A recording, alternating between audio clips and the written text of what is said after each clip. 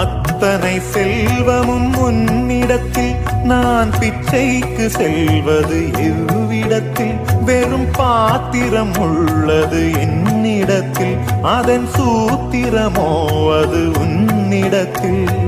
ஒரு முறையா இருமுறையா பல முறை பல பிறப்பெடுக்க வைத்தாய் புதுவினையா பழவினையா